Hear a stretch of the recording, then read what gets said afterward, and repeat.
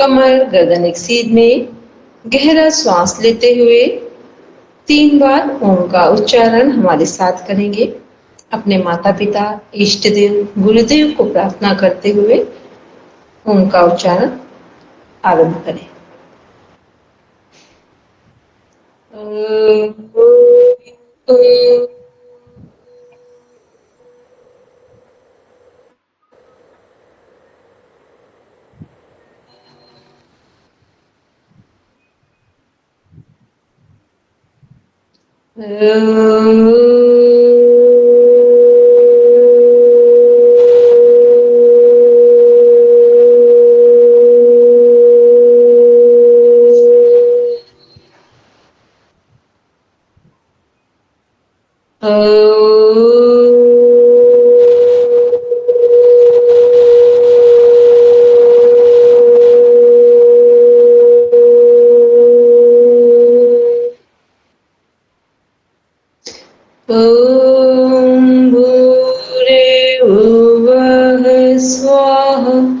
तत्सवितुर्वरेण्यं भर्गो देवस्य धीमहि धियो यो नः प्रचोदयात्।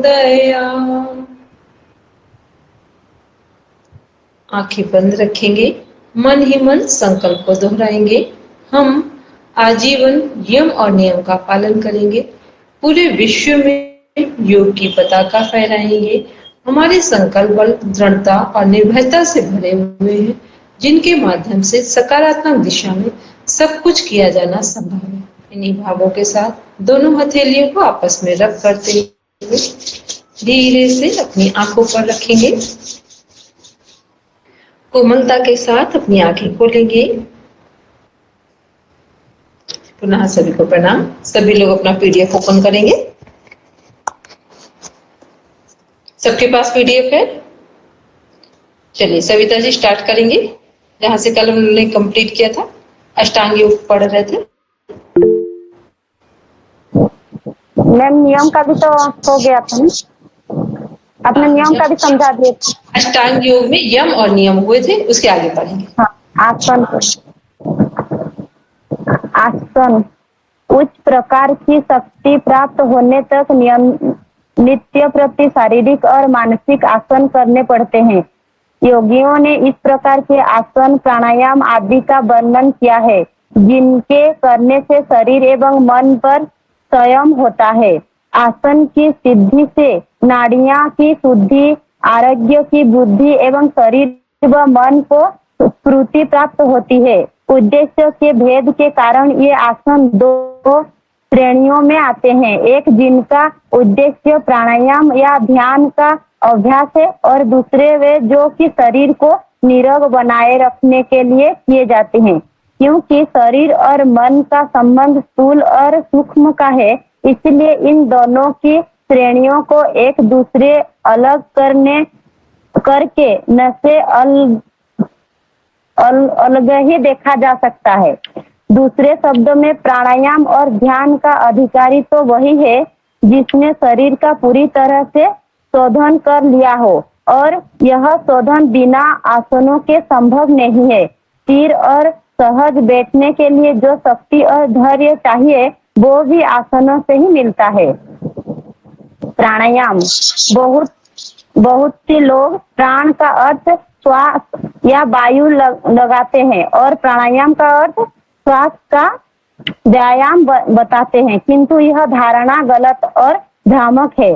क्योंकि प्राण वो शक्ति है जो वायु में या विश्व के समस्त सजीव और निर्जीव पदार्थों में व्याप्त है। प्राणायाम का उद्देश्य शरीर में व्याप्त प्राण शक्ति को उत्प्रेरित, संचारित, नियंत्रित और संतुलित करता है। इससे हमारा शरीर तथा मन नियंत्रण में आ जाता है, हमारे निर्णय करने की शक्ति बढ़ जाती है और हम सही निर्णय करने की स्थिति में आ जाते हैं। शरीर की शुद्धि के लिए जैसे स्नान की आवश्यकता है, वैसे ही मन की शुद्धि के लिए प्राणायाम की प्राणायाम से हम स्वस्थ और निरोग होते हैं, दीर्घायु प्राप्त करते हैं, हमारे स्मरण शक्ति बढ़ती है और मस्तिष्क के रोग दूर होते हैं। प्रत्याहार, जब इंद्रियां अपने विषयों से मुड़कर अंतर्मुखी होती है, उस अवस्था को प्रत्याहार कहते हैं। सामान्यतः इंद्रियों की स्वेच्छाचारिता प्रबल होती है। प्रत्याहार की सिद्धि से साधक को इंद्रियों पर अधिकार, मन की निर्मलता, तप की वृद्धि, दीनता का क्षय, शारीरिक आरोग्य एवं समाधि में प्रवेश करने की क्षमता प्राप्त होती है। यम, नियम, आसन, प्राणायाम के अभ्यास से साधक का शरीर शुद्ध और स्वस्थ हो जाता है, मन और इंद्रियां शांत हो जाती है, उनमें एकाग्रता आ जाती है, प्रभु की असीम शक्ति का आभास होता है और साधक अपने को प्रभु में लीन रखने लगता है। इस प्रकार इस अभ्यास से प्रत्याहार के लिए सुदृढ़ भूमिका तैयार हो जाती है। धारणा, सविता जी रुकेंगे। अभी हम लोग ने कल यम और नियम को देखा था, आज हम लोग बात करेंगे आसन, प्राणायाम, प्रत्याहार। आसन हमारे क्या है? योग में जो योग दर्शन जिसका कॉन्सेप्ट पढ़ रहे हैं अष्टांग योग के बारे में, तो यहाँ अष्टांग योग योग दर्शन का ही एक पार्ट है। योग दर्शन सेकंड चैप्टर, समाधि पाद फर्स्ट चैप्टर है, साधन पाद सेकंड चैप्टर है। साधन पाद के 29 नंबर के सूत्र में यम, नियम, आसन, प्राणायाम, प्रत्याहार, धारणा, ध्यान, समाधेयो अष्टावंगानी, ये एक सूत्र है जिसमें 8 अंग जो अष्टांग योग के हैं एक ही सूत्र में पिरोए गए हैं या एक ही सूत्र में डिफाइन किए गए हैं। तो वहां पे जो हमारे अष्टांग योग को जिसको हम लोग पढ़ रहे हैं, तो यम और नियम कल पढ़ा। यम थे हमारे सामाजिक, यदि यम के 5 अंगों का हम जीवन में पालन करेंगे तो हमारा समाज में सम्मान प्रतिष्ठा बना रहेगा, चाहे वो घर पे हो, चाहे अपने पड़ोस में हो या प्रोफेशन में हो। फिर नियम, यदि हम व्यक्तिगत नियमों का पालन करेंगे तो हमारा जीवन सहज और सुंदर रहेगा, उन्नतिशील रहेगा। उसके बाद आते हैं आसन। आसन क्या है हमारे अकॉर्डिंग टू योग सूत्र योग दर्शन रिटन बाय महर्षि पतंजलि का ये कॉन्सेप्ट है अष्टांग योग। तो इसमें जो आसन है हमारे, उसमें आसन की डेफिनेशन है सेकंड चैप्टर में 46 नंबर में, स्थिर सुखम आसनम। स्थिर सुखम आसनम का अर्थ है जिस भी अवस्था में हम शांत होकर स्थिर होकर बैठ सके उसी का नाम आसन है। ठीक है, जैसे घेरन संहिता हठ प्रदीपिका में आप लोगों ने पढ़ा, वहां आसन किसी में हठ प्रदीपिका में 15 आसन है, घेरन संहिता में 32 है, हठ रत्नावली 84 है। ऐसे ही हमारे जो योग दर्शन में आसन की परिभाषा है वो क्या है? स्थिर सुखम आसन। जिस भी स्थिति में हम शांति पूर्वक स्थिरता पूर्वक बैठ सके उसी का नाम आसन है। अब यहाँ आसन जो महर्षि पतंजलि बता रहे हैं वो 2 तरह के हैं। वो कैसे 2 तरह के हैं कि पहला, जिस पर हम बैठने जा रहे हैं, जब भी हम लोग साधना करते हैं, योग करते हैं, तो कुछ पहले जमीन पर डालते हैं, उसके ऊपर बैठेंगे। ठीक है, तो वो आसन हो गया। पहला आसन क्या है? जिसके ऊपर हम बैठने जा रहे हैं। दूसरा आसन है जो हमारे अपने बॉडी का पोस्चर है कि हम बैठे कैसे हैं, सीधे बैठे हैं, झुके हुए बैठे हैं, किसी एक आसन में बैठे हैं, ध्यानात्मक आसन में बैठे हैं, पैर सीधे करके बैठे हैं, तो वो दूसरा। तो पहले जिस पर हम बैठने जा रहे हैं, दूसरा बॉडी का पोस्चर, तो बॉडी के पोस्चर को हमें नॉर्मल रखना है। तो ये क्या है? ये आसन के 2 प्रकार हैं। फिर दूसरा इसमें है कि आसन यदि हम सही ढंग से करते हैं तो क्या लाभ होगा? आसन का लाभ है सुख दुख, मान अपमान, सर्दी गर्मी, इन सब पर नियंत्रण आ जाता है। सुख दुख, मान अपमान, सर्दी गर्मी, भूख प्यास भी इसी में आता है। सब पर क्या है? हमारा नियंत्रण होने लगता है। हम जल्दी से ना मान से प्रभावित होंगे, ना अपमान से, ना सुख से प्रभावित होंगे, ना दुख से। तो ये क्या है? ये हमारे आसन करने के लाभ है। फिर इसी के बाद आता है नेक्स्ट क्वेश्चन है हमारा, आसन के बाद प्राणायाम। तो जब कोई व्यक्ति यम का अभ्यास सही करेगा तो वो नियम के लिए तैयार हो जाएगा। जब नियम का अभ्यास सही ढंग से हम करते हैं तो किसके लिए हम तैयार हो जाते हैं? आसन करने के लिए। फिर जब हम आसन का अभ्यास सही ढंग से करना सीख जाते हैं तब हम किसके लिए तैयार होते हैं? प्राणायाम के लिए। प्राणायाम की परिभाषा है यहाँ पर 49 नंबर पे है, तस्मिन् सति श्वास प्रश्वास योर गति विक्षेदः प्राणायाम बाह्य अभ्यंतर स्तंभ वृत्ति देश काल संख्या भी दीर्घ सूत्र। तो ये क्या है, ये हमारे प्राणायाम है की परिभाषा की बाह्य आभ्यंतर स्तंभ वृत्ति देश काल संख्या भी। तो ये क्या है, ये हमारे प्राणायाम जो 4 प्रकार के वो डिफाइन किए। तो आपको इतना तो नहीं समझना है कि कितने प्रकार हैं, लेकिन एक बात जरूर समझनी है कि जो प्राणायाम है वो क्या है, हमारी जीवनी शक्ति है। प्राण प्लस आयाम, प्राण मीन्स जीवन, आयाम मीन्स बढ़ाना, या प्राण मीन्स जीवनी शक्ति और आयाम मीन्स बढ़ाना। तो प्राणों का जब हम विस्तार करते हैं, बढ़ाते हैं, तो उसका क्या बोलते हैं, प्राणायाम। प्राणायाम के द्वारा हम प्राणों का विस्तार करते हैं, ठीक, जीवनी शक्ति का विस्तार करते हैं। तो जो प्राणायाम है वो क्या है कि जब हम प्राणायाम का अभ्यास करेंगे किसी एक आसन में बैठकर, तो प्राणायाम के 2 लाभ मिलेंगे। जैसे हमें सभी के लाभ हम पढ़ रहे हैं, ऐसे प्राणायाम का लाभ क्या है हमारे, एक है धारणा सुचा योग्यता मनसा, हमारे मन में धारणा करने की या एकाग्रता करने की योग्यता विकसित हो जाती है। हमारे मन में एकाग्रता करने की योग्यता विकसित हो जाती है, मन एकाग्र होने लगता है। फिर एक है ततः क्षीयते प्रकाश आवरणम, हमारी अज्ञानता का आवरण हट जाता है। तो ये क्या है, ये प्राणायाम करने के 2 लाभ हैं। एक अज्ञानता का आवरण हटेगा, दूसरा हमारे मन में धारणा करने की योग्यता आ जाएगी। तो इससे क्या होगा, हमारा मन एकाग्र होना शुरू हो जाएगा। फिर आते हैं नेक्स्ट, हम देखते हैं प्रत्याहार। प्रत्याहार क्या है, स्विषय संप्रयोगे चित्त स्वरूपानुकार इंद्रियाणाम प्रत्याहार तथा परमो वश्यते इंद्रियाणाम। प्रत्याहार क्या है, हमारी जो इंद्रियां बहिर्गमन है, या जो हमारे सेंस ऑर्गन है, नाक, आंख, मुख, कान और स्किन, जो 5 हमारी ज्ञानेंद्रियां हैं जो बाहर की तरफ प्रभावित होती हैं, तो वो क्या होगी, अंदर मुड़ जाएंगी। या हम ये कह दें कि बहिर इंद्रियों को अंतर्मुख कर लेना, ठीक। सपोज करके ऐसे क्या है कि हम कुछ भी देख रहे होते हैं, तो वो क्या है कि हमारी इंद्रियां बाहर से प्रभावित हैं, और जब हम योग साधना करते हैं तो फिर हम फालतू की चीजें देखना बंद कर देते हैं। तो ये क्या हो गया, हमने इंद्रियों को अंतर्मुख कर लिया। ऐसे ही सुनने में, आप चाहे गाने सुनिए या मंत्र सुनिए, मंत्र सुनेंगे तो प्रत्याहार हो गया, और गाने सुनेंगे तो प्रत्याहार नहीं है। तो जब भी हम अपने इंद्रियों को अंतर्मुखी बनाते हैं, मन को अंतर्मुखी बनाते हैं, बाहर जाने से रोकते हैं, तो ये सब क्या है, प्रत्याहार है।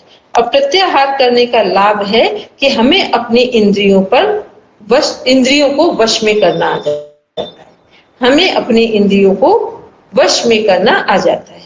ये प्रत्याहार का क्या है, लाभ है। पढ़ेंगे सविता जी आगे।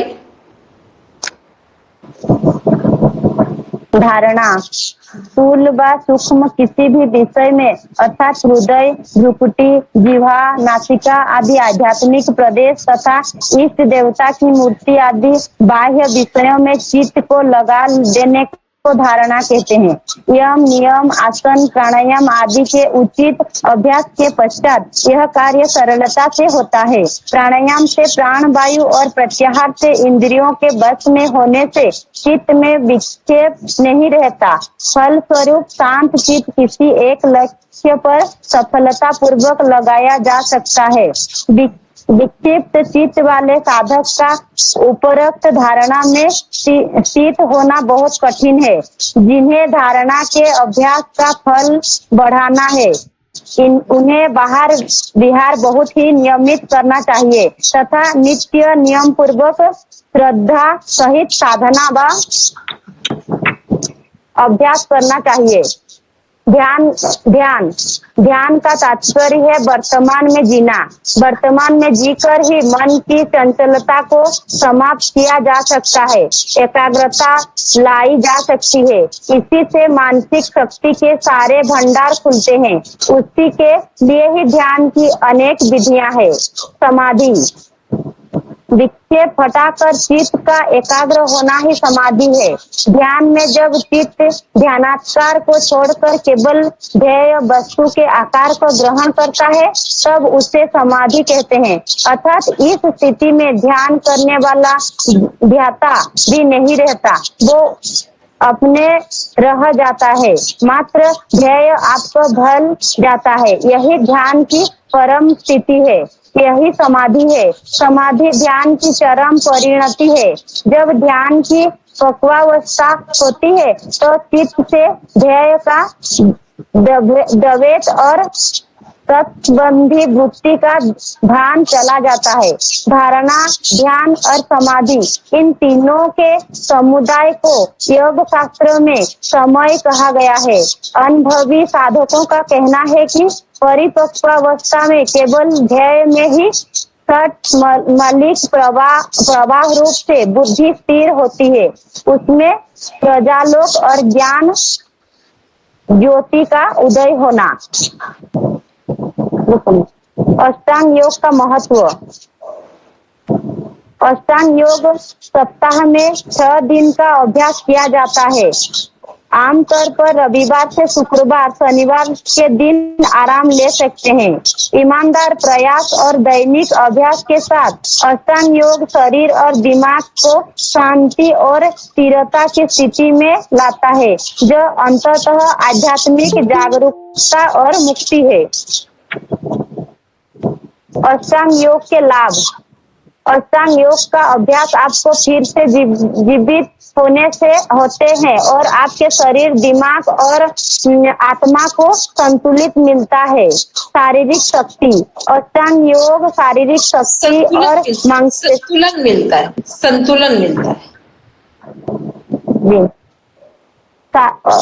मांसपेशियों के प्रशिक्षण पर केंद्रित है। अष्टांग न केवल अपने दिमाग को शांत और आत्मा को शांतिपूर्ण बनाता है, यह शरीर की शक्ति पर भी काम करता है। योग की इस शैली का अभ्यास करने से आपका शरीर मजबूत और नियंत्रित होता है। यह वजन कम करने में मदद भी करता है, शरीर को लचीला और सहन शक्ति को बढ़ाता है। मानसिक उपचार। हम सभी जानते हैं कि योग केवल शारीरिक फिटनेस के बारे में नहीं है, यह आपके दिमाग और आत्मा पर भी काम करता है। अष्टांग का अभ्यास आपको तनाव इत्यादि जैसे विभिन्न मानसिक बीमार से बच सकते हैं। यह आपके विचार को बढ़ता है और ज्ञान समझने में आपकी मदद करता है। अष्टांग उन लोगों के लिए बहुत बढ़िया है जो किसी मस्तिष्क बीमार से पीड़ित है, उदाहरण के लिए तनाव या सिरदर्द से पीड़ित। आध्यात्मिक कल्याण। अष्टांग आध्यात्मिक उपचार पर भी काम करता है। अष्टांग आत्मा की खुलेपन को बढ़ावा देता है। यह आपके आत्मा से जुड़ने का एक शानदार तरीका है। यह आपको स्वयं को समझने में भी सहायता करेगा। अष्टांग का अभ्यास करने से आप आसपास सकारात्मकता और खुश महसूस करेंगे। भावनात्मक लाभ। भावनात्मक लाभ में भावनाओं को नियंत्रित और संतुलित करना शामिल है। ऐसा कहा जाता है कि अधिकांश पीड़ा भावनाओं के कारण होती है। उदाहरण के लिए उदास भावनाएं मानसिक बीमारी का कारण बन सकती है। यह आपके शरीर को बहुत प्रभावित करते हैं। शिक्षण प्रणाली से तात्पर्य। इस पद्धति में व्यक्तिगत विभिन्नता को मान्यता दी जाती है तथा छात्रों को स्वतंत्र रूप से अपनी योग्यता, क्षमता, आयु तथा रुचि के अनुसार कार्य करने का अवसर प्रदान किया जाता है। छात्र स्वयं क्रिया तथा अनुभव से सीखते हैं, जिससे उनमें सक्रियता की भावना, आत्मविश्वास तथा उत्तरदायित्व की भावना आ जाती है। शिक्षण की अवधारणा एवं सिद्धांत। बस अब रुकेंगे सरिता, यहाँ पर रुकेंगे। देखिए, इसमें हम लोग क्या पढ़ रहे थे कि जो हमारा अष्टांग योग है ये हमारे कैसे टीचिंग मेथड में, टीचिंग स्किल में स्टूडेंट के सपोर्ट करता है। ठीक है, इसके बारे में हम लोग देख रहे हैं। तो कैसे सपोर्ट कर रहा है, तो इसमें ध्यान क्या रखना है कि यदि हमें अपनी स्किल्स को बढ़ाना है, अपने नॉलेज को ब्रॉड करना है, गेन करना है, मतलब ज्ञान प्राप्त करना है, ज्ञान का विस्तार करना है, तो हमें किसका अभ्यास करना है? अष्टांग योग का। ठीक, अष्टांग योग में क्या किन किन चीजों का अभ्यास करना है? यम, नियम, आसन, प्राणायाम, प्रत्याहार, धारणा, ध्यान, समाधि, इनका अभ्यास करेंगे। तो प्रत्याहार तक तो हम लोगों ने अभी हमने समझाया था आपको। धारणा, ध्यान, समाधि नहीं समझाया था। धारणा का अर्थ क्या है? कॉन्सेंट्रेशन, एकाग्रता। धारणा का अर्थ क्या है? कॉन्सेंट्रेशन, एकाग्रता। तो जब भी हम धारणा करेंगे किसी भी ऑब्जेक्ट के ऊपर, कोई भगवान के तस्वीर रखकर, चित्र रखकर, या किसी व्यक्ति का, कोई जो व्यक्ति जैसा बनना चाहता है वैसा पिक्चर सामने रखा है, वो आध्यात्मिक भी हो सकता है, सांसारिक भी हो सकता है, तो वो सामने रखकर जब हम धारणा करते हैं, अपने मन को एकाग्र करते हैं, उस स्थिति का नाम धारणा है। तो धारणा करने से क्या होगा? हमारी जो बिखरी हुई ऊर्जा है, जो हमारे दिमाग में बहुत सारे थॉट चल रहे हैं, वो सब क्या हो जाएंगे? कॉन्सेंट्रेट, कलेक्ट होना शुरू हो जाएंगे, एकाग्र होना शुरू हो जाएंगे। क्योंकि हमारी एनर्जी क्या होता है? पूरे टाइम बिखरी हुई होती है। तो जितना हमारी एनर्जी बिखरी हुई होती है, उतना ही हम परेशान होते हैं, physically, mentally, emotionally, socially, financially, spiritually. और जितना हमारी एनर्जी कलेक्ट होती है, एक डायरेक्शन में वर्क करती है, उतना हम सही ढंग से अपने कार्य को एक दिशा की ओर अग्रसर कर सकते हैं। या ये कहते हैं कि हमारा माइंड कॉन्सेंट्रेट, एकाग्रचित्त होगा, और हम जिस भी कार्य को पूरा करने के लिए जो प्रयास करेंगे, वो सभी फ्रूटफुल होंगे, रिजल्ट ओरिएंटेड होंगे। इसके बाद आते हैं ध्यान। ध्यान क्या है? होश पूर्ण जीना। होश पूर्ण जीना ऐसे क्या है कि हम लोग कुछ सुनते हैं, कुछ कर लेते हैं, कभी कुछ सही भी हो जाता है, कभी कुछ गलत हो गया। तो क्या करना है कि हमें इस बात पर ध्यान रखना है कि हम पूरी तरीके से ये याद रखें, ये ध्यान में रखें कि ध्यान किया नहीं जाता है, ध्यान सहज में करने। ध्यान कब आपका सहज में घटित होगा? जबकि आपने ध्यान करते समय प्रयास छोड़ दिया, कोई प्रयास नहीं करना है। जितना आप शांत एकाग्रचित्त होते जाते हैं, उतना ध्यान लग जाएगा। ध्यान किन लोगों का बिल्कुल नहीं लगता है? जितना जो लोग चंचल बुद्धि वाले लोग हैं, उनका ध्यान नहीं लगता है। ये कहते हैं, जब आपके मन में दूसरों से कुछ लेने की लालच वाली बात आपके अंदर पैदा हो जाती है, तब आपका ध्यान नहीं लगे। क्योंकि ध्यान लगता है जब हम निस्वार्थ भाव से जीवन जीते हैं, तब ध्यान कर सकते हैं, अदरवाइज हम ध्यान नहीं कर पाएंगे। तो ध्यान में से होश पूर्ण जीना, मतलब जब हम सजगता पूर्ण अपने कार्यों को देखते हैं, यही ध्यान है। ठीक, पूरी अवेयरनेस के साथ जब अपने कार्यों को देखते हैं, तो ये क्या है? ध्यान की अवस्था है। फिर है समाधि। समाधि में क्या है कि धारणा, ध्यान और समाधि, जितना जितना हमने एकाग्रचित्त अपने अंदर एकाग्रता डेवलप की, उतना हम ध्यान के करीब पहुंच गए। और जितना अधिक हम ध्यान के करीब पहुंच गए, उसकी परिणति किस में हो जाएगी? समाधि में हो जाएगी। ठीक, उसकी परिणति किस में होनी है? समाधि में हो जाएगी। तो ये अभी हम लोग ने तीनों चीजें, तीन कॉन्सेप्ट पढ़े, धारणा, ध्यान और समाधि। जहां पर धारणा, ध्यान, समाधि तीनों एक साथ होंगे, वहीं पर मनुष्य के जीवन में उत्थान दिखाई देगा। वो घर में हो, बाहर हो, प्रोफेशन में हो, योग के प्रोफेशन में, कहीं भी हो, ये कोई मैटर नहीं करता है। ठीक, समाधि का अर्थ होता है जब हमारी घर की ऊर्जा एक साथ कलेक्ट हो और सभी लोग उसमें एक साथ जुड़ रहे हो, तो वहां पर कौन सी ऊर्जा बनती है? समाधि की बनती है। तो वो पहले संसार में होती है, आध्यात्मिक जगत में देखेंगे तो आध्यात्मिक जगत की हो जाएगी। तो बस इतना ध्यान रखेंगे। अब आगे हम लोग देख रहे थे कि कैसे कैसे हमें सपोर्ट कर रहे हैं अष्टांग योग, उसे देखेंगे, पढ़ेंगे सुमन जी।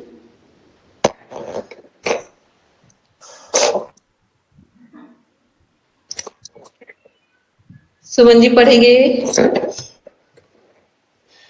जी मैम पढ़ रहा हूँ।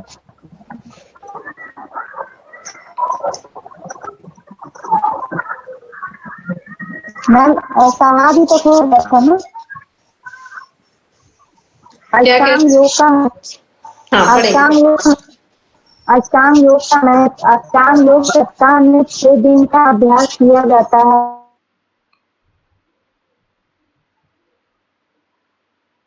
आमतौर पर रविवार से शुक्रवार, शनिवार के दिन आराम ले सकते हैं। ईमानदार प्रयास और दैनिक अभ्यास के साथ अष्टांग योग शरीर और दिमाग को शांति और स्थिरता की स्थिति में लाता है और जो अंततः आध्यात्मिक जागरूकता और मुक्ति है। अष्टांग योग के लाभ। अष्टांग योग का अभ्यास आपको फिर से जीवंत होते हैं और आपके शरीर, दिमाग और आत्मा को संतुलन मिलता है। संतुलन मिलता है, आपके दिमाग को संतुलन मिलता है। संतुलन, अच्छा। शारीरिक शक्ति। अष्टांग योग शारीरिक शक्ति और मांसपेशियों के प्रशिक्षण पर केंद्रित है। अष्टांग न केवल आपके दिमाग को शांत और आत्मा को शांतिपूर्ण बनाता है, यह शरीर की शक्ति पर भी काम करता है। योग की इस शैली का अभ्यास करने से आपका शरीर मजबूत और नियंत्रण होता है। यह वजन कम करने में मदद भी करता है, शरीर को लचीला और सहन शक्ति को बढ़ाता है। मानसिक उपचार। हम सभी जानते हैं कि योग केवल शारीरिक फिटनेस के बारे में नहीं है, यह आपके दिमाग और आत्मा पर भी काम करता है। अष्टांग का अभ्यास आपको तनाव इत्यादि जैसे विभिन्न मानसिक बीमार से बच सकते हैं। यह आपके विचार को बढ़ता है और ज्ञान समझने में आपकी मदद करता है। अष्टांग उन लोगों के लिए बहुत बढ़िया है जो किसी मानसिक बीमार से पीड़ित हैं, उदाहरण के लिए तनाव या सिरदर्द से पीड़ित हैं। आध्यात्मिक कल्याण। अष्टांग आध्यात्मिक उपचार पर भी काम करता है। अष्टांग आत्मा की खुलेपन को बढ़ावा देता है। यह आपके आत्मा से जुड़ने का एक शानदार तरीका है। यह आपको स्वयं को समझने भी सहायता करेगा। अष्टांग का अभ्यास करने से आप आसपास सकारात्मक और खुश महसूस करेंगे। भावनात्मक लाभ। भावनात्मक लाभ से भावनाओं को नियंत्रित और संतुलित करना अब शामिल है। ऐसा कहा जाता है कि अधिकांश पीड़ा भावनाओं के कारण होती है। उदाहरण के लिए उदास भावनाएं मानसिक बीमारी का कारण बन सकती है। यह आपके शरीर को बहुत प्रभावित करते हैं। शिक्षा प्रणाली से तात्पर्य। इस पद्धति से व्यक्तिगत विभिन्नता को मान्यता दी जाती है तथा छात्रों को स्वतंत्रता रूप से अपनी योग्यता, क्षमता, आयु और रुचि के अनुसार कार्य करने का अवसर प्रदान किया जाता है। छात्र स्वयं क्रिया तथा अनुभव से सीखते हैं, जिससे उन्हें सक्रियता की भावना, आत्मविश्वास तथा उत्तरदायित्व की भावना आ जाती है। शिक्षण की अवधारणा एवं सिद्धांत। शिक्षक और शिक्षार्थी के बीच अंतःक्रिया होती है और शिक्षण के मध्य से विद्यार्थी के व्यवहार में परिवर्तन लाने का प्रयास करता है। शिक्षण एक कला है और शिक्षण एक कलाकार। प्रत्येक कला के कुछ सिद्धांत होते हैं, वही शिक्षण या कलाकार के सिद्धांत बन जाते हैं। शिक्षण की क्रिया में मनोविज्ञान की बहुत महत्वपूर्ण भूमिका है। कोई भी मनोविज्ञान के प्रयोग के बिना शिक्षण कार्य के लक्ष्यों को प्राप्त नहीं कर सकता है। इस विषय में कई विशेषज्ञों ने छात्रों की रुचि, क्षमता और अभिव्यक्तियों के प्रभावों का अध्ययन किया और उसी के आधार पर कई शिक्षण के सिद्धांत प्रतिपादित किए। टैक्सर्स के अनुसार शिक्षण के सिद्धांत में बहुत से तार्किक वाक्यों का एक महसूस होता है, जिसमें एक ओर शिक्षण के परिणामों और वहीं दूसरी ओर छात्रों के विशेषणों के आपस में संबंधों को स्पष्ट किया जाता है। ग्रूवनर के अनुसार शिक्षण के सिद्धांत उपचारात्मक होता है। शिक्षण के सिद्धांत की आवश्यकता एवं महत्व। ये शिक्षण और अधिगम के बीच के संबंध को स्पष्ट करते हैं। ये सिद्धांत प्रभावशाली शिक्षण की ओर ध्यान केंद्रित करते हैं। इनमें अनुभव तथा पुराने तरीकों को स्थान दिया जाता है। ये शिक्षण के क्षेत्र में रिसर्च और एक्सपेरिमेंट के लिए नए आयाम प्रस्तुत करते हैं। शिक्षण के सिद्धांत के प्रकार: स्वयं करके सीखने का सिद्धांत, प्रेरणा व रुचि का सिद्धांत, निश्चित उद्देश्य का सिद्धांत, नियोजन का सिद्धांत, चुनाव और व्यक्तिगत विभिन्नता। किन्हीं भी दो व्यक्तियों के व्यक्तित्व और क्रियाओं में जो अंतर होता है उसका सिद्धांत। लोकतंत्रीय व्यवहार का सिद्धांत, जीवन से संबंध स्थापित करने का सिद्धांत, आवृत्ति का सिद्धांत, निर्माण एवं मनोरंजन का सिद्धांत, विभाजन एवं अनुभव का सिद्धांत, मानसिक तैयारी का सिद्धांत, स्वतंत्रता तथा सहसंबंधता का सिद्धांत, प्रभावशाली व्यूह रचनाओं का सिद्धांत, अनुकूल वातावरण तथा उचित नियंत्रण का सिद्धांत।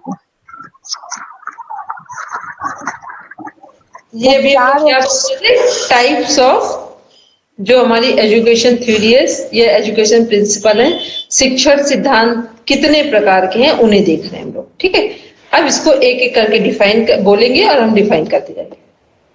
अब कौन पढ़ेंगे? अनिमा जी पढ़िए।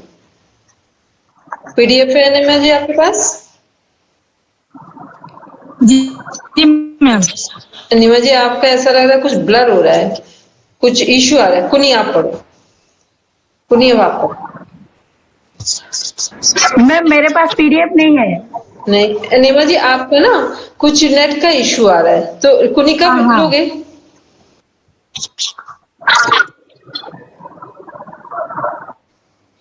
नहीं अनिमा जी आप रहने दीजिए, आपकी आवाज क्लियर। सविता जी आप पढ़ो, आप पढ़ो, क्योंकि लगातार सुमन जी पढ़ रही थी, अब आप पढ़ो आगे। यही क्षेत्र पढ़ूंगा। हाँ ये जहाँ से सिद्धांत का अभी टाइप से पढ़े, अब उनको डिफाइन करना बोलना है। स्वयं करके सीखने का सिद्धांत, प्रेरणा व रुचि का सिद्धांत, निश्चित उद्देश्य का सिद्धांत, नियोजन का सिद्धांत, चुनाव एवं व्यक्तिक भिन्नता। किन्हीं भी दो व्यक्तियों के व्यक्तित्व और क्रियाओं में जो अंतर होता है उसका सिद्धांत। लोकतंत्रीय व्यवहार का सिद्धांत, जीवन से संबंध स्थापित करने का सिद्धांत, आवृत्ति का सिद्धांत, निर्माण एवं मनोरंजन का सिद्धांत, विभाजन एवं अनुभव का सिद्धांत, मानसिक तैयारी का सिद्धांत, स्वतंत्रता तथा सहसंबंधता का सिद्धांत, प्रभावशाली व्यूह रचनाओं का सिद्धांत, अनुकूल वातावरण तथा उचित नियंत्रण का सिद्धांत, उपचारात्मक शिक्षण का सिद्धांत, क्रियाओं का सिद्धांत, विभक्तीकरण का सिद्धांत, प्रेरणा का सिद्धांत। यह बालकों में रुचि उत्पन्न करने का माध्यम है। प्रेरणा संचार होने पर बालक शीघ्र पाठ को सीखने का प्रयास करता है। रुचि का सिद्धांत, शिक्षण को स्पष्ट, सुपाच्य, पठनीय एवं रुचिपूर्ण बनाने के लिए प्रत्येक पाठ में एक लक्ष्य निर्धारित हो तभी रुचि उत्पन्न की जा सकती है। निश्चित उद्देश्य का सिद्धांत, मनुष्य जो भी कार्य करता है उसका कोई ना कोई उद्देश्य अवश्य होता है। बिना उद्देश्य का कार्य सिद्ध नहीं हो सकता। ठीक इसी प्रकार शिक्षण में प्रत्येक पाठ का एक पूर्व निश्चित उद्देश्य होता है। शिक्षक को किसी पाठ को पढ़ाने से पहले उसके उद्देश्य का ज्ञान होना अति आवश्यक है।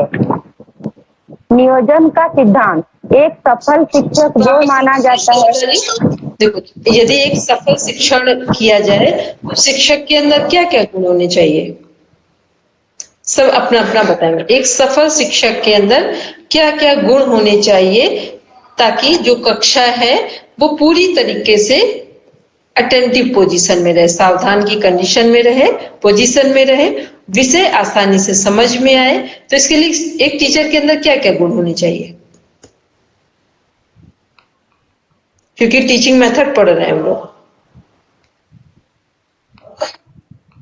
बोलेंगे? पहले तो उनको शांत मनोभाव होना चाहिए। शांत होना शांति चाहिए, शांत मना स्थिति होनी चाहिए। उनका मनोस्थिति होना चाहिए शांत। नहीं तो अगर वो शांत हो गए तो पढ़ाएगा कौन? नहीं मनोस्थिति उसका शांत होना चाहिए। धैर्य होना चाहिए मैम, धैर्य उनको सहन शक्ति होनी चाहिए, हर बच्चे को पेशेंस होना समझना चाहिए चाहिए। मैम। हाँ, पेशेंस होना चाहिए, धैर्य होना चाहिए, और क्या होना चाहिए? मैम सहन शक्ति होनी चाहिए, मतलब टीचर को सहन शक्ति होनी वही चाहिए, धैर्य हर वही बच्चे को समझना चाहिए। सहन शक्ति धैर्य ही है। ठीक है, धैर्य सहन शक्ति ही है। वही। और क्या होना चाहिए?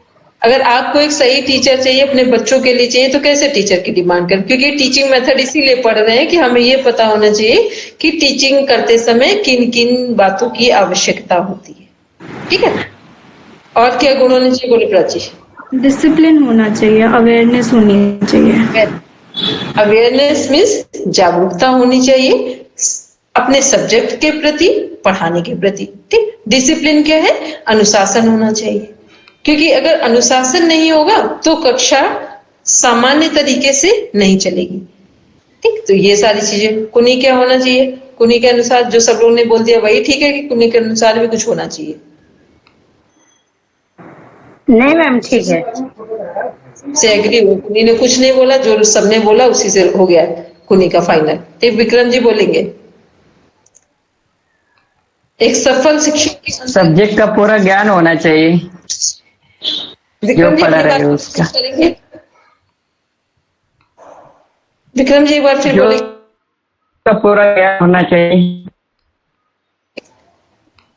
ऐसा विक्रम जी का कहना है कि अपने विषय का ज्ञान होना चाहिए। ठीक, क्योंकि जो टीचर पढ़ाने जा रहे थे, देखो सभी परफेक्ट तो कोई नहीं होता इस वर्ल्ड में कि सब कुछ उससे आता होगा, लेकिन कम से कम जिस विषय को वो पढ़ाने जा रहा है टीचर, उसे अपने विषय का ज्ञान होना चाहिए। ठीक, और ज्ञान को बच्चों का सरलता कमजोरी से का भी पता क्या चीज बोले सविता जी? बच्चों का कौन सी सब्जेक्ट में कमजोरी है उनको भी वो पता लगाना चाहिए पहले।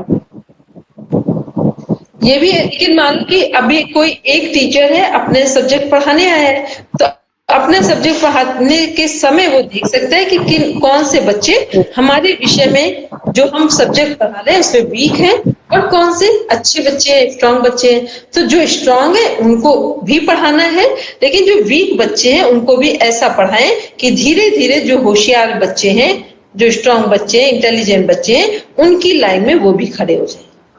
एक कोशिश करनी चाहिए, क्योंकि कई बार कुछ लोग ऐसा करने में सफल होते हैं, तो जो कमजोर विद्यार्थी भी होते हैं वो भी होशियार इंटेलिजेंट बन जाते हैं। ठीक है, तो प्रयास जरूर ऐसा करना चाहिए। तो टीचर के अंदर क्या क्या क्वालिटीज होनी चाहिए? एक डिसिप्लिन, अवेयरनेस, अपने सब्जेक्ट का प्रॉपर ज्ञान होना चाहिए। दूसरा पेशेंस होना चाहिए। ठीक, क्योंकि जहां पेशेंस होगा तो टीचर गाइड कर ले जाएंगे, अदरवाइज फिर ना वो अच्छा पढ़ाएंगे और ना वो अपनी बात को सही से स्टूडेंट तक पहुंचाएंगे। चलिए, और एक किस्में क्या है, अभी हम लोग पढ़ रहे थे प्रेरणा। प्रेरणा से संबंध क्या है कि टीचर के अंदर मोटिवेशन भी होना चाहिए। मोटिवेशन का अर्थ हुआ कि बच्चों के अंदर एक प्रेरणा भरनी चाहिए कि आप ये काम कर सकते हैं, you can do, you can do, you can do. ये क्या है कि जब कई बार बच्चे लोगों के अंदर होता है ना, स्टूडेंट के अंदर, हम ये नहीं कर सकते, साधारण से बोल दिया और पीछे हट गए, लेकिन टीचर जब अनुशासन के साथ उनके अंदर एक फोर्स के साथ उन्हें समझाने का प्रयास करते हैं, प्रेरणा के साथ, मोटिवेशन के साथ, कि आप कर सकते हैं, आप सीख सकते हैं, आप समझ सकते हैं, तो ये क्या है? ये प्रेरणा है जो टीचर के अंदर होनी चाहिए बच्चों के अंदर भरने के लिए। क्योंकि कई बार बहुत सारी चीजें प्रेरणा के माध्यम से भी पूरी करवा ली जाती है। ठीक है, पढ़ेंगे आगे सविता जी।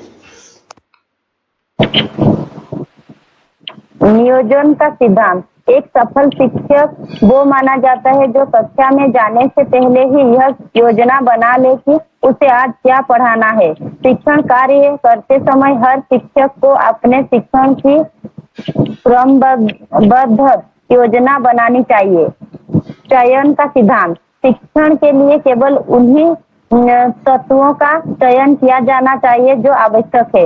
एक सफल शिक्षक सरल तथा कठिन विषयों को उनके कठिनता के आधार पर उनका क्रम निर्धारित करता है और उसे छात्रों के सम्मुख प्रस्तुत करता है। प्रभावशाली व्यूह रचनाओं का सिद्धांत।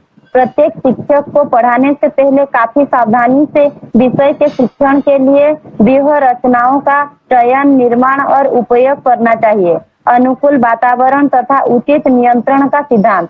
यह प्रभावशाली अधिगम हेतु आवश्यक तत्व है। एक अच्छा शिक्षक कक्षा की स्वच्छता, प्रकाश, रोशनदान की उचित व्यवस्था पर ध्यान देता है। उपचारात्मक शिक्षण का सिद्धांत। शिक्षक अपने छात्र की कमजोरियों, कमियां तथा त्रुटियों का पता लगाकर सुधार करता है। क्रियाओं का सिद्धांत। क्रोवेल के अनुसार कार्य करके सीखना लर्निंग की सर्वोच्च विधि है। विभक्तिकरण का सिद्धांत। प्रभावशाली शिक्षण के लिए विषय को कुछ भागों में बांटना चाहिए जिससे छात्रों को सभी बिंदु स्पष्ट हो सके। शिक्षण के मनोवैज्ञानिक सिद्धांत कौन से हैं? शिक्षा आजकल छात्र केंद्रित है। यह विभिन्न मनोवैज्ञानिक की देन है। इसका अर्थ बालक को योग्यताओं, क्षमताओं, रुचियों, मानसिक स्तरों तथा उनकी आयु के आधार पर शिक्षा प्रदान करना है। इसके सिद्धांत निम्नलिखित है। अभिप्रेरणा एवं रुचि का सिद्धांत, अभ्यास एवं रुचि का सिद्धांत, तत्परता का सिद्धांत, परिवर्तन, विश्राम तथा मनोरंजन का सिद्धांत, प्रतिपुष्टि तथा पुनर्बलन का सिद्धांत, ज्ञानेंद्रिय प्रशिक्षण का सिद्धांत, स्वाधिगम का सिद्धांत, समूह गति शास्त्र का सिद्धांत, स्व अभिव्यक्ति एवं सृजनात्मकता का सिद्धांत, सहानुभूति का सिद्धांत, सहयोग का सिद्धांत, उद्दीपन का सिद्धांत, उपचारात्मक शिक्षण का सिद्धांत। योग शिक्षा के विभिन्न आयाम एवं अनुप्रयोग। योग का व्यक्ति के जीवन में बहुत महत्व है। व्यक्ति का सर्वांगीण विकास हो, इसके लिए योग एक महत्वपूर्ण साधन है। योग साधना एक ऐसी सरल तथा सफल साधना है जिसके द्वारा व्यक्ति का विकास ही नहीं वरन सारे समाज, राष्ट्र तथा अंत में सारी मानवता का कल्याण हो सकता है। यदि व्यक्ति अच्छा है, ईमानदार है, चरित्रवान है, कर्तव्यनिष्ठ है तो समाज भी ऐसा ही बनेगा। यदि समाज अच्छा है तो राष्ट्र अच्छा होगा। यदि सभी राष्ट्र अच्छे हैं तो विश्व अच्छा होगा। युद्ध तथा आतंकवाद का भय समाप्त हो जाएगा। विश्व में स्थायी शांति की स्थापना हो जाएगी तथा सारे विश्व का कल्याण होगा। योग शिक्षा का लक्षण। योग शिक्षा को माध्यमिक विद्यालयों, महाविद्यालयों तथा विश्वविद्यालयों के छात्र छात्राओं के लिए अनिवार्य किया जाना चाहिए, जिससे देश की युवा पीढ़ी का सर्वांगीण विकास हो सके। वे सत चरित्र वाले बने। उन्हें देश के गौरव की पहचान करवाई जाए, जिससे विश्व में भारत को वही सम्मान तथा गौरव प्राप्त हो जो उसे अतीत में प्राप्त था। शिक्षा संस्थाओं में योग शिक्षा के निम्नलिखित उद्देश्य हो सकते हैं। 1. योग साधना के माध्यम यही रुकेंगे। इसके आगे कल हम पढ़ाएंगे और इसके पहले वाले जो बिंदु हैं उनको एक बार समझाएंगे और अष्टांग योग से कोरिलेट करेंगे। जो अभी नीचे 2-3 आपने पॉइंट्स पढ़े थे उनको कल हम कोरिलेट कर। आपका छोटा सा वर्क है, एकदम सिंपल सा पीडीएफ है, आपका सिलेबस है। इसको क्या करना है कि एक बार जब तक अभी कक्षाएं चल रही हैं, क्लासेस चल रही हैं, तब तक क्या करेंगे कि एक बार से रीड कर लेंगे प्रॉपर। ठीक है, छोटा सा पीडीएफ है, स्टार्टिंग से लेकर लास्ट तक रीड कर लेंगे। जहां जहां ऐसा लगे कुछ टफ शब्द आ रहे हैं, वर्ड आ रहे हैं, वहां अंडरलाइन कर लेंगे। अदरवाइज आप कुछ ना करिए, सिंपल रीड कर लीजिए। फिर हम जब पढ़ाएंगे तो उनको समझाते जाएंगे। ठीक है, और जो अभी हमने समझा है उसका, जैसे कल तक हमने समझाया, आज भी कुछ चीजें समझाई, तो इनका एक बार रिवीजन कर लेंगे। ठीक है, चलिए तभी शांति पाठ के लिए बैठेंगे।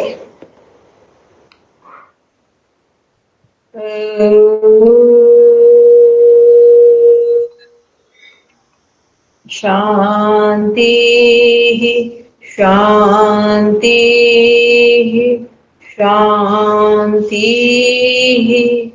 सर्वारिष्टषु शान्तिर्भवतु.